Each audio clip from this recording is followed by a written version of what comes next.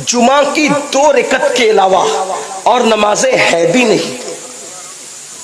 मुझे बहुत अफसोस होता है, इतना बड़ा बड़ा मजमा देखकर लोग खुश होते हैं कि हमारी कौम इतनी आ गई, कामयाब हो गए हम, लेकिन मुझे सदमा है इतना बड़ा मजमा देखकर। वजह, मेरी कौम सुनने के लिए तो हजारों की तादाद में जमा है, लेकिन मेरी कौम अमल करने के लिए हजारों की तादाद में जमा नहीं होती। इतनी बड़ी तादाद मुबारकपुर की यहाँ मौजूद है। अगर यही कौम फज्र की नमाज में इतनी तादाद में मस्जिद में पहुंचने लगे तो फिर इनकलाब का आलम क्या होगा। बड़ी माज़रत के साथ मुबारकपुर वालों, हम सुनने के लिए तो जमा होते हैं, लेकिन हम अमल के लिए जमा नहीं होते। और इनकलाब सुनने से नहीं आता, इनकलाब अमल से आता है। अल्लाह अकबर।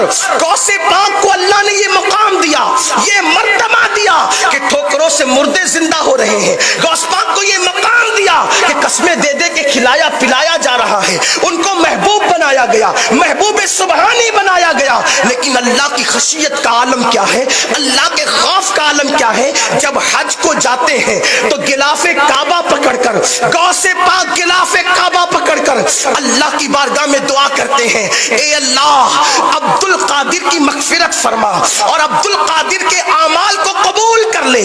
अब्दुल कादिर के आमाल अगर तेरी बारगाह में कबूलियत के काबिल नहीं, अब्दुल कादिर के आमाल अगर तेरी बारगाह में कबूलियत के काबिल नहीं, तो मौला क़यामत के दिन तू अब्दुल कादिर को अंधा उठाना, इसलिए कि तेरे बंदों के दरमियान वो शर्मिंदगी से महफूज हो जाए।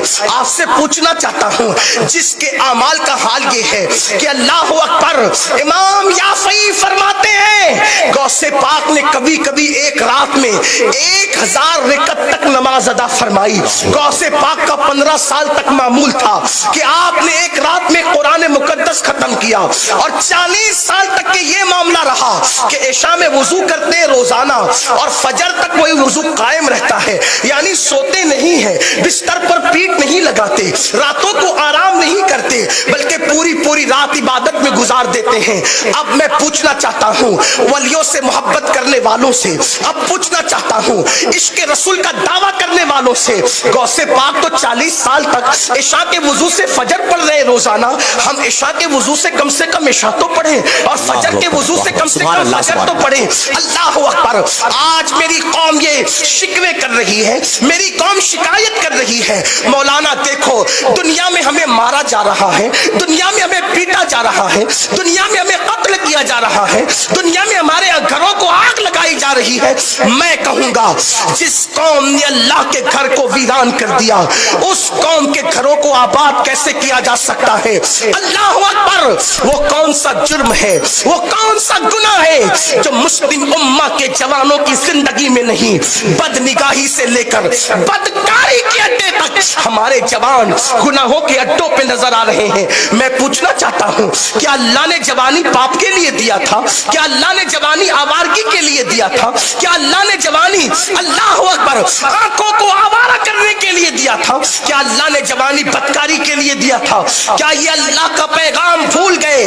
दुनिया में आकर गुनाहों के अड्डों को आबाद करने वालों, दुनिया में आकर पाप के अड्डों को आबाद करने वालों, दुनिया में आके अपनी पाकीज़ा निगाहों से औरतों पर पाप की नजर डालने वालों, मैं कहता हूं हैरत है जिस कौम का अकीदा ये हो कि कब्र में रसूलुल्लाह का दीदार होगा और जन्नत में अल्लाह का दीदार होगा, उस आंखों से जो कौम पूरी पूरी रात ज़िना के मनाजिर देखे, जो कौम पूरी पूरी रात सीरियल देखे, पूरी पूरी रात फिल्में देखे, सोचो तो सही।